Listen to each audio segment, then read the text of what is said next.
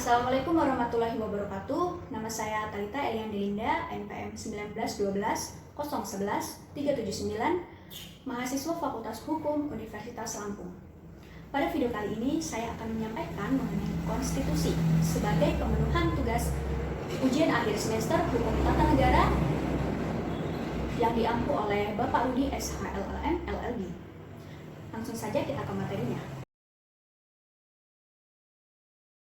Konstitusi merupakan salah satu bentuk sumber hukum formal yang memiliki kedudukan tertinggi dan memiliki peranan yang sangat amat penting di negara hukum. Sebegitu pentingnya, setiap negara hukum diharuskan memiliki konstitusi. Nah, konstitusi sudah ada sejak zaman Yunani. Pada zaman itu disebutnya konstitusi Athena.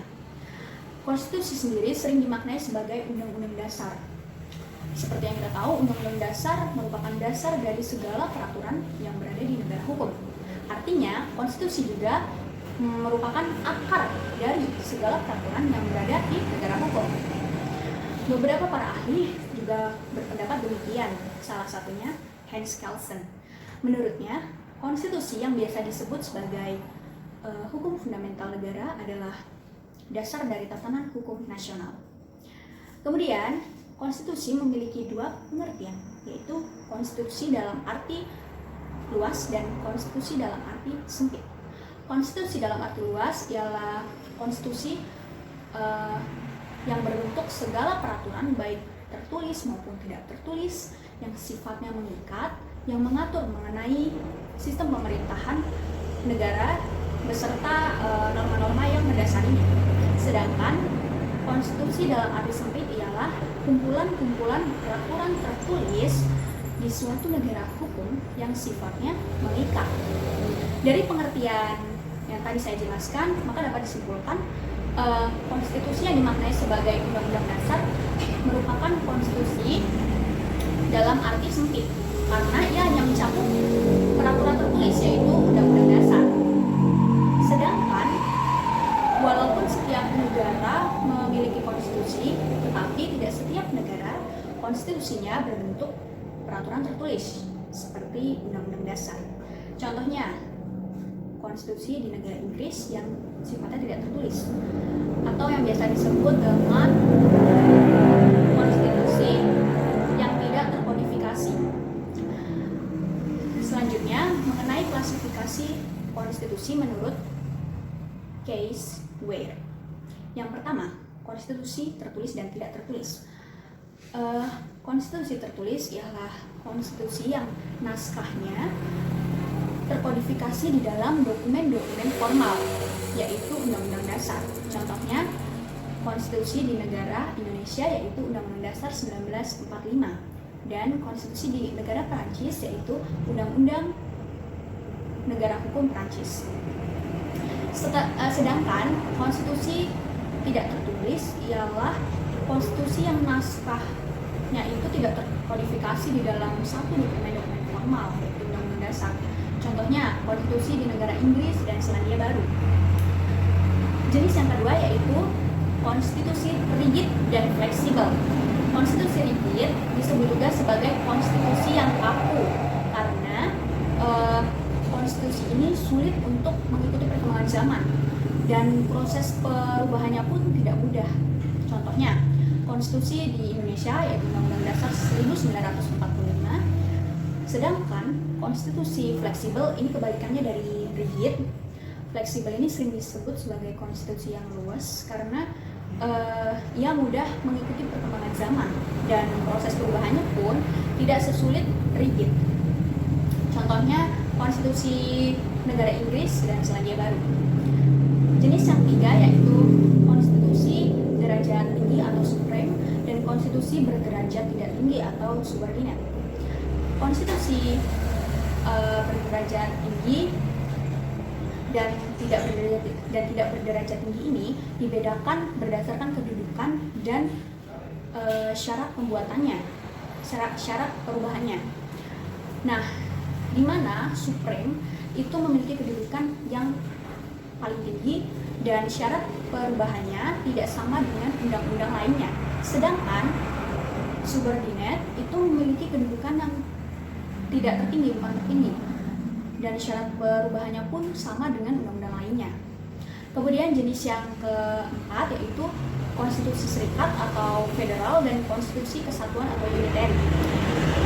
Jenis ini berkaitan dengan bentuk negara, yaitu bentuk negara serikat, contohnya Amerika Serikat, dan bentuk negara kesatuan, contohnya Indonesia. Selanjutnya jenis yang kelima yaitu kekuasaan memisah dan kekuasaan menyatu. Kemudian jenis yang keenam yaitu republik dan monarki. Ini berkaitan dengan konstitusi republik, contohnya Indonesia dan Amerika Serikat. Sedangkan konstitusi monarki contohnya Thailand, Jepang, dan Malaysia. Konstitusi walaupun ia merupakan dasar hukum negara yang tertinggi, namun tetap bisa mengalami perubahan, pembaruan, bahkan pergantian. Nah, kenapa dapat mengalami itu? Tujuannya adalah untuk agar dapat menyeimbangi perubahan zaman dan agar tetap menjaga kemanfaatannya, karena jika sudah tidak relevan maka akan berdampak pada kemanfaatannya. Perubahan konstitusi dapat dilakukan melalui dua sistem, yaitu yang pertama sistem amandemen, di mana jika memakai sistem ini maka perubahan yang terjadi hanya pada pasal-pasal tertentu saja tanpa mengubah isi keseluruhan dari konstitusi. Sedangkan sistem yang kedua yaitu pembaharuan konstitusi. Pada sistem ini dilakukan perubahan keseluruhan terhadap konstitusi yang lama, kemudian diubah ke konstitusi yang baru. Selanjutnya mengenai untuk prosedur perubahan konstitusi menurut C.F. Stronger, itu yang pertama perubahan melalui lembaga legislatif biasa tanpa adanya peraturan tertentu. Yang kedua, perubahan yang dilakukan dengan persetujuan rakyat melalui referendum atau pemungutan suara. Yang ketiga, perubahan yang dilakukan oleh sejumlah negara-negara bagian berbentuk federal seperti Amerika Serikat. Yang keempat, perubahan melalui konvensi yang dilakukan oleh lembaga tertentu.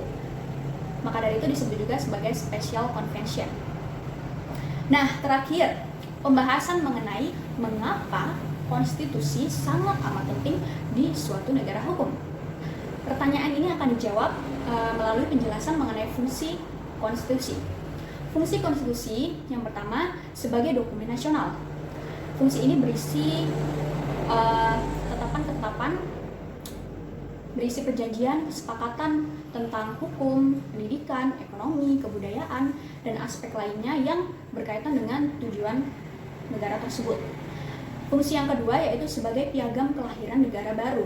Fungsi ini dapat dijadikan sebagai bukti bahwa diakuinya oleh masyarakat internasional dan dapat juga dijadikan bukti ketika ingin masuk ke dalam anggota PBB. Fungsi yang ketiga yaitu sebagai sumber hukum tertinggi. Konstitusi mengatur mengenai maksud dan tujuan didirikannya negara, dan konstitusi juga menjadi sumber hukum yang harus relevan dengan perkembangan zaman. Fungsi yang keempat sebagai identitas nasional. Nah, konstitusi ini sebagai sarana untuk mengeluarkan, memperlihatkan nilai-nilai ataupun norma-norma yang dianut oleh suatu negara yang dijadikan pedoman untuk mencapai kemajuan dan keberhasilan tujuan. Kemudian sebagai alat pembatas kekuasaan, fungsi yang kelima. Fungsi ini dimaksudkan agar penguasa itu bisa mengetahui batasan-batasannya dalam bertindak sehingga tidak ada tindakan yang sewenang-wenang. Kemudian fungsi yang keenam yaitu sebagai pelindung hak asasi manusia dan kebebasan warga negara. Ini merupakan perwujudan dari negara hukum yang bercirikan equality before the law, yang artinya kedudukan yang sama di muka hukum dan non-diskriminatif, serta keadilan baik hukum maupun moralitas. Nah, sekian video dari saya. Saya mohon maaf atas segala kekurangan saya dalam menyampaikan materi, dan saya ucapkan terima kasih. Wassalamualaikum warahmatullahi wabarakatuh.